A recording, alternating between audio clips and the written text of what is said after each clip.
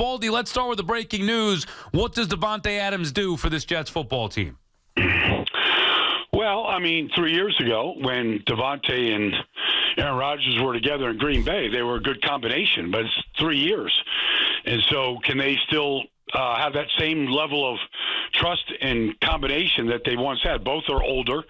Both are slower than they were 3 years ago.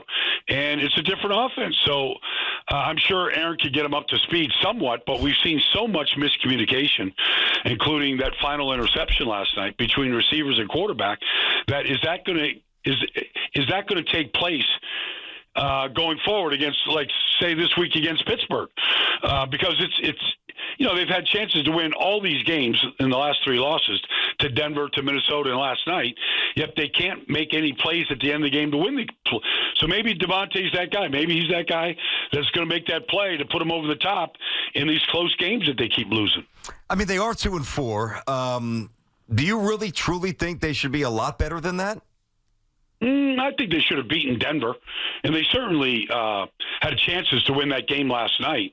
The penalties and some of the things that, they're guilty of, red zone deficiencies, being able to run the ball when you got to be able to run the ball, those kind of things keep showing up.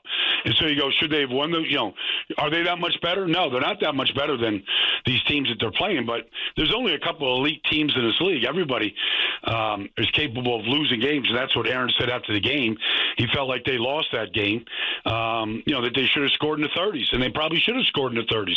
But the same mistakes that they have been making all year long keep showing up at key moments of the game. Mm-hmm. A lack of discipline aside, because the Dolphins are in a different spot and the Pats are obviously rebuilding, 1 through 53, Jets-Bills roster, advantage who? Well, I would say the Bills. I would say the Bills because their offense line is much better than the Jets. And that's where it all starts. And their quarterback is much better. So I would say the Bills because of the line, who have started all 5 starters, all 5 games, all 6 games now. And they're very, very well coached on that group. So they ran the ball with the rookie running back last night really well, especially that opening drive of the game. But I would say because of the line and the quarterback and just the system of defense that they play, where they just know exactly where they're supposed to be. They just don't break down, and even with injuries that they have had, Ed Oliver, Von Miller, whatever, they don't lose that much. Starting rookie defensive tackles last night, their system that they play in allows them to play really fast, and they don't make a lot of mistakes. If you had to pick one thing, Baldy, what's the biggest issue for the Jets? I would still say it's the offensive line. It's just, the tackles look old. They've had great days in this league at times, and they don't play particularly well together, although they played better last night, and that's encouraging. But I would say that's – and then I would say their inability to take the ball away. They had a fumble last night. It's bouncing on the ground. They don't get it. They don't get their hands on footballs. No. Sauce Gardner was invisible last night. Yep. They just don't. They don't do the things that great defenses do. Yes, Josh Allen has played 6 games.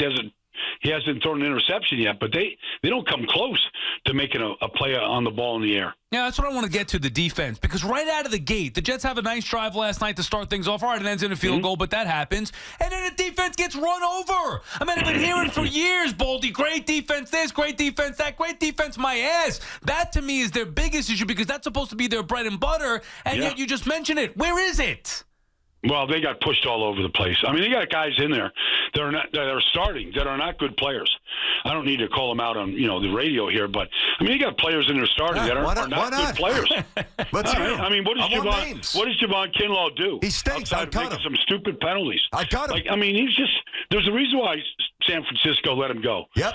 He doesn't anchor. They need an anchor inside. Quinn's still a good player, but they need an anchor inside at that spot. He doesn't anchor anything.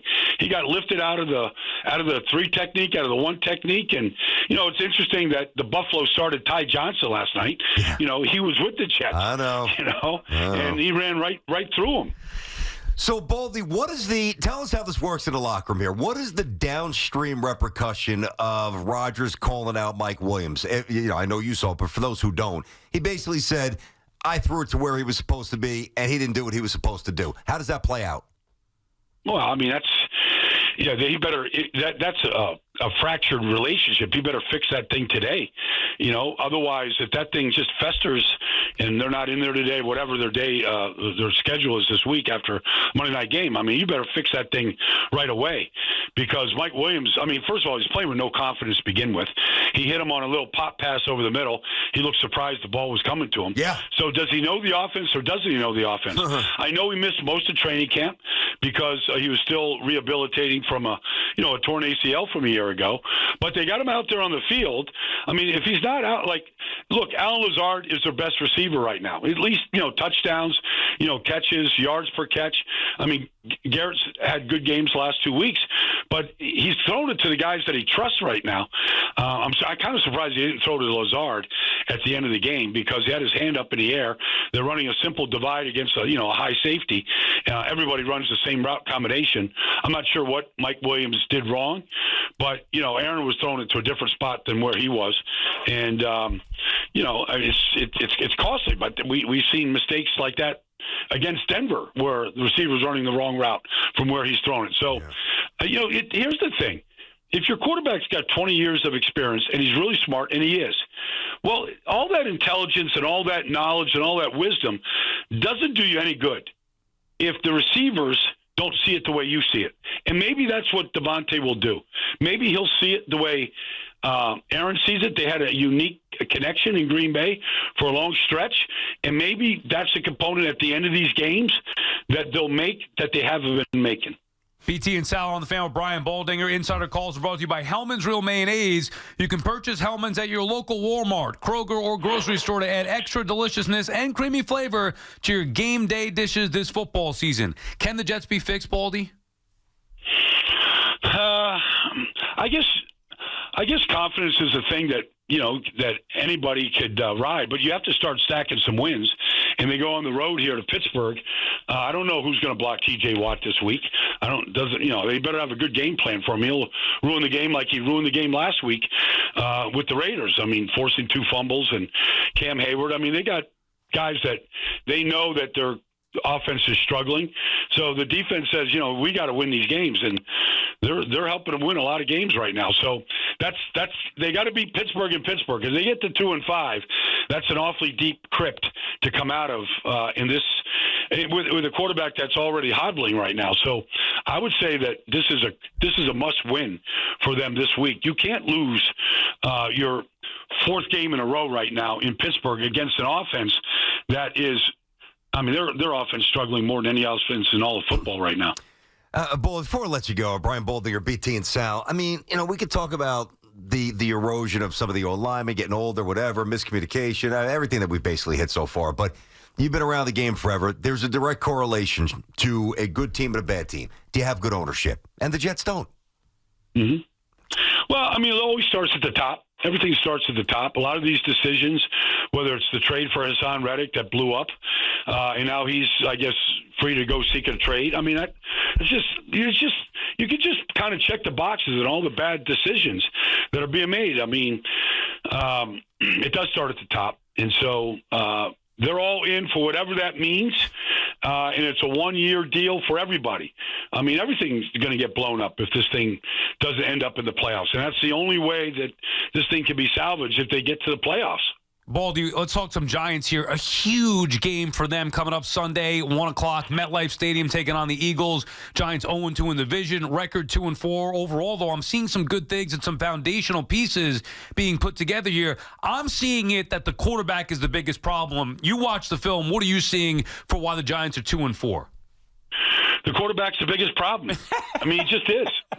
You can't be any more clear about it than that. The defense played awesome last week. That's a 7-0 game in the third quarter against Joe Burrow, who put up 38 the week before and 35 the week before that. And Brian Burns and Ojulari and Dexter, they can't play a whole lot better than what they just played. The quarterback, he's just, I don't even know what he's looking at sometimes. You design, you roll right protection. Everything is protected. You got Slayton in the 7-hole. That's the throw. And he's not making the throw. There's just things that I don't know what he's what he's reading. I mean, I don't know what he's being. There's not that much to read, honestly. It's really that simple.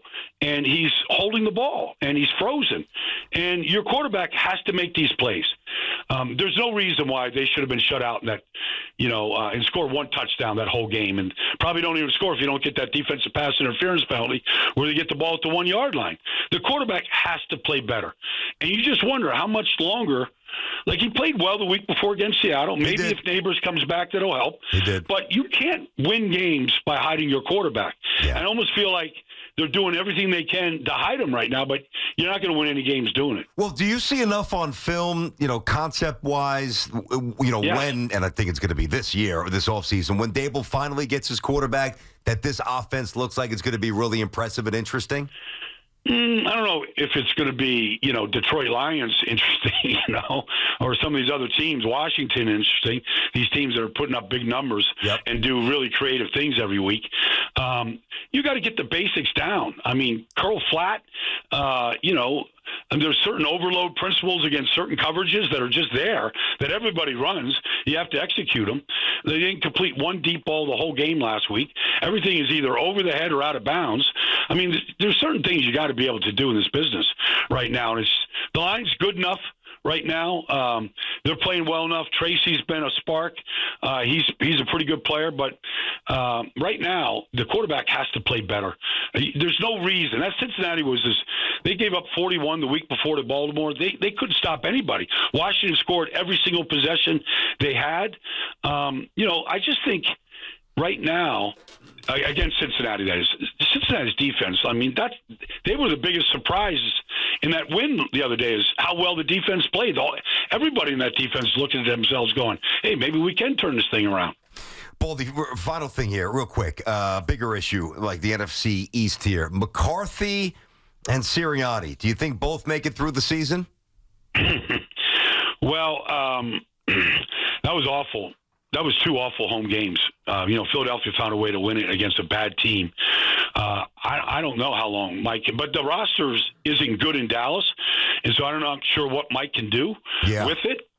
In Philadelphia, they got the receivers back. They've had a decent roster. The coach, though, just does. I mean, why would a coach ever get into it with the fan during the game?